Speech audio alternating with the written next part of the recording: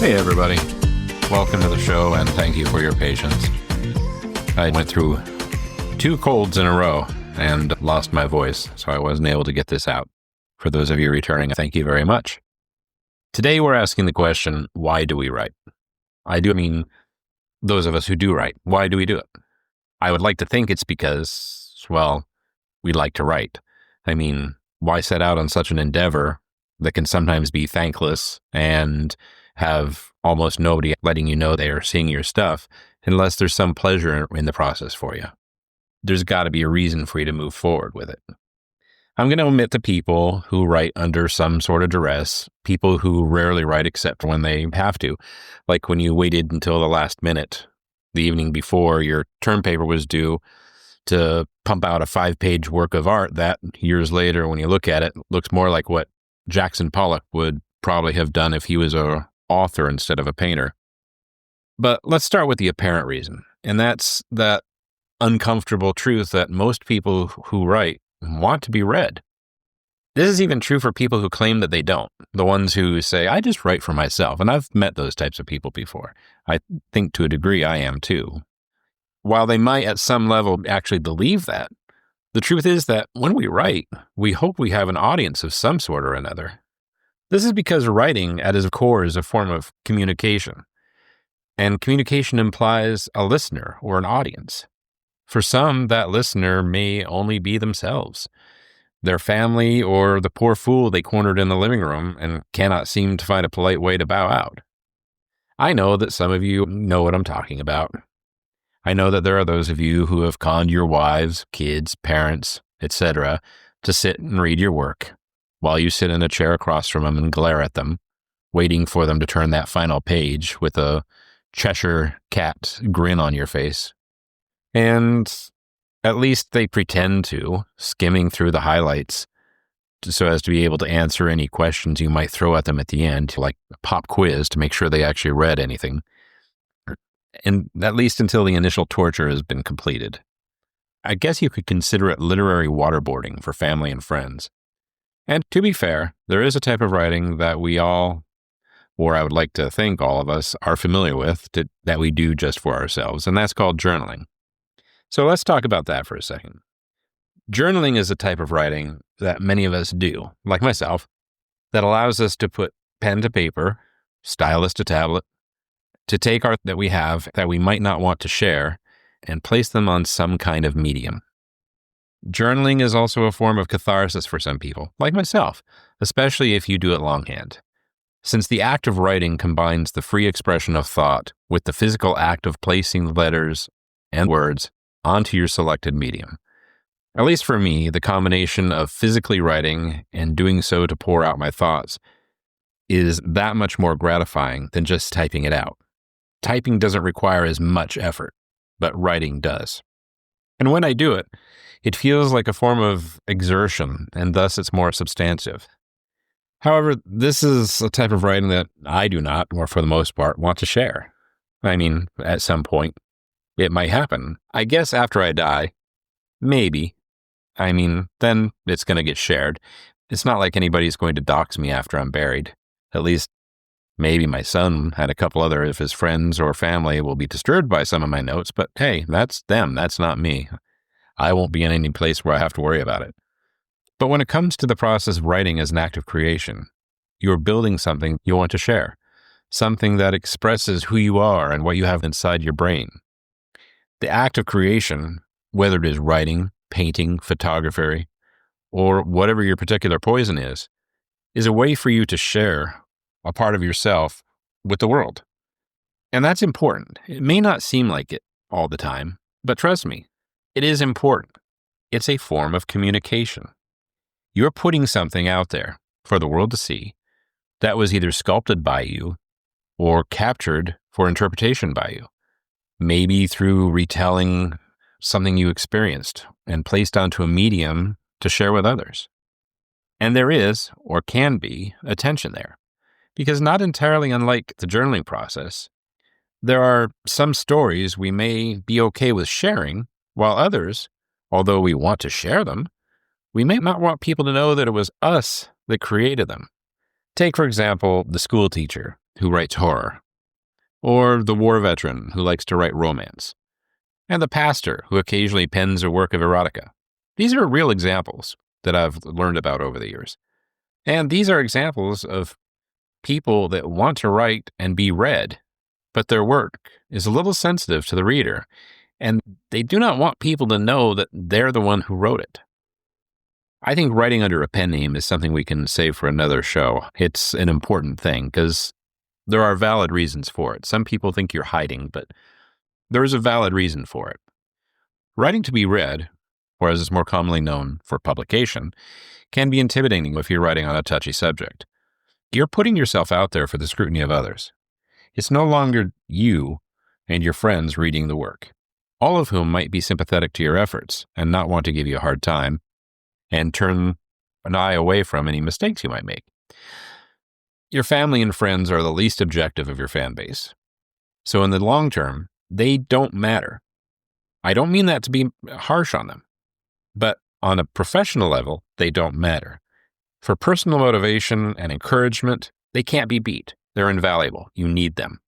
They are your rock, your crutch, your backbone. I can't tell you how many times I was ready to give up the idea of writing at all, and my wife kicks me in the butt and says, "Get back in there." We've been married 34 years. As of the recording of this, I don't think I would be a very good person without her some days.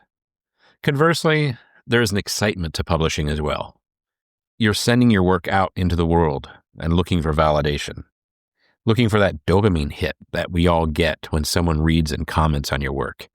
That excitement you see when you see your work downloaded and you know that somebody out there is reading it. Then when you see that 5-star review, your own form of applause, when we know somebody likes your work, it gets that much more real and the dopamine really flows. Don't be fooled.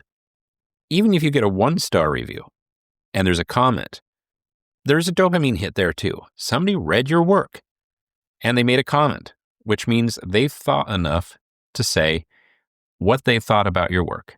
Maybe it's bad, but really there is no such thing as a bad comment. When you see that comment, you're going to say, now I know what I could have done better.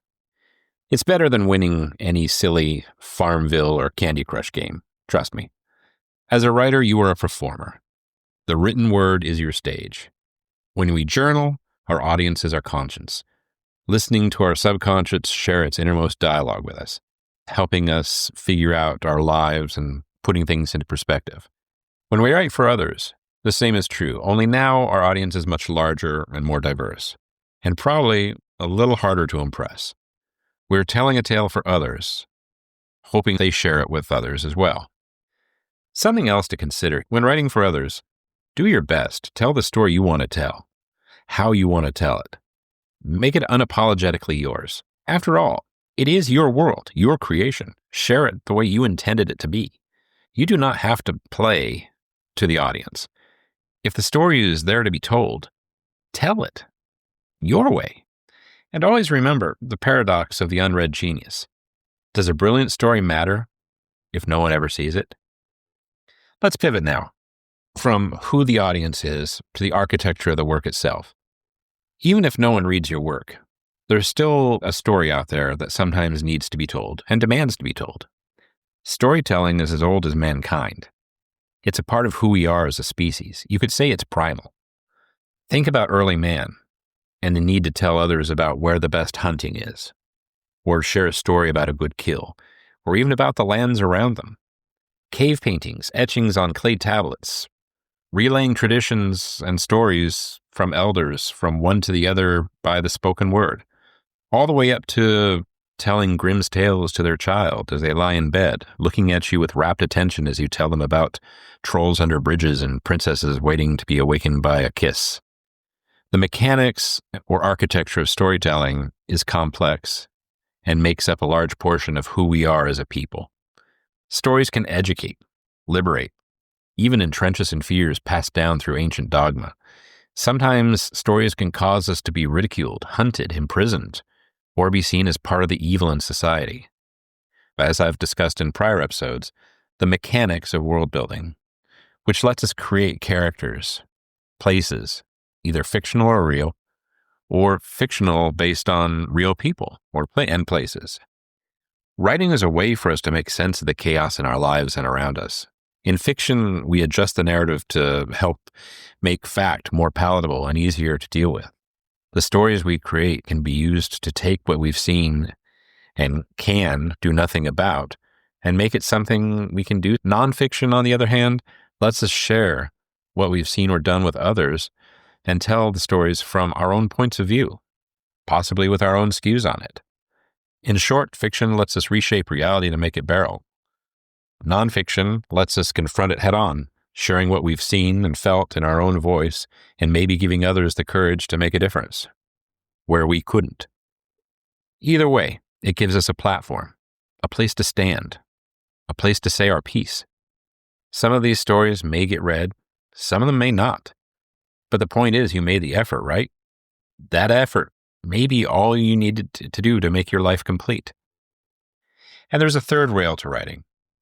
I didn't think to write this part, but it kind of came to me as I went through those first two sections and went back over some of my earlier podcasts. But it's one that we rarely admit to ourselves or anybody else, but maybe, just maybe, instead of writing to be read or writing to tell a story, we write sometimes to find out who we are. Part of this you might already do. Remember before when I spoke about journaling? Well, think about it. When you journal, who is it you're talking to on that paper? Now I say paper, kind of anachronistic, but let's pretend that you're using paper. Journaling is the most obvious example of writing to find out who we are. Poetry is something that has to be written with some level of introspection and self-reflection. You're writing verse set to the music of your soul and emotions. It's a story that your heart is telling through you. It's spoken based on things like the loss of a loved one, the heartbreak you suffered when that girl you had a crush on told you that you were not her type, watching the leaves turn from green to autumn orange, then fall from the tree, seeing the first snowflakes in winter, and then seeing the green of life return in spring. But it's all through your own emotional channels and translated by you through your thoughts and then your hands or your voice. It can also be you playing things out that haven't happened yet, practicing asking a person out on that first date, or maybe even just writing the lines of a proposal for someone you love, but are too nervous to do it without plotting and planning on paper first. Maybe you'll write the things out you want to say when you're breaking up with someone. Musicians write various versions of their song before they commit them to the final product. Politicians will draft multiple versions of a speech before they finally recite the real one. In these cases, writing can be a way to excavate from ourselves what we're not sure we know how to say or share. You're starting with a block made of your own thoughts and imaginations, and using words to carve it into something else that others might or might not find a benefit in. We, as writers, have to keep in mind, we may spend our entire lives writing and never find our voice, or worse, someone who wants to listen. We may find that through all of our efforts and energies, we simply are shouting into the wind and there's no one there to listen. Writing is this strange alchemy. It can turn silence into meaning. It can pull shapes and images out of chaos. And sometimes it can turn us into something that we didn't even know we could be, or possibly turn someone else, maybe our reader, into someone they didn't know they could be. You could be that person that changes a life. That's why we keep doing it. So I'm sending you away, as I always do, with a little homework. Even after you graduate from school, you never stop learning and will always have some kind of homework to do. I encourage you to please participate in these. It helps me, and I think it helps us as writers. Honestly, I would like to hear from you folks. First task. Think about the last thing you wrote. Was it meant to be seen? If not, why not? Did you shape it with rhythm, clarity, and emotion? If it was written with the intention of sharing, but did you do it? Why and why not? Second task. Try writing a story with no plot. Just a moment, a breath, a glance. See what emerges. See where it takes you. Third, how has your writing changed, improved, or helped you in any form of self-discovery? Doesn't matter if it's fiction, journaling, nonfiction, a letter to your mother, a poem to a girlfriend. How has it changed you? How has it made you better or no change at all? Like I said, I would like you to participate in these. I really am interested. And if you submit them, please let me know if I can share them on the show. If you say no, I promise you I won't. I may email you about them and ask you some questions.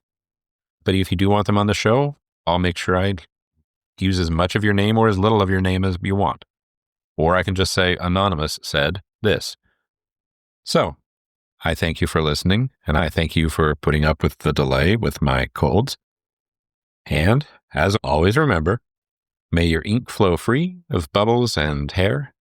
May your coffee be rich and flavorful, and may your regrets be few and only as bad as that time you left your cell phone off mute during the HR meeting while you were using the toilet.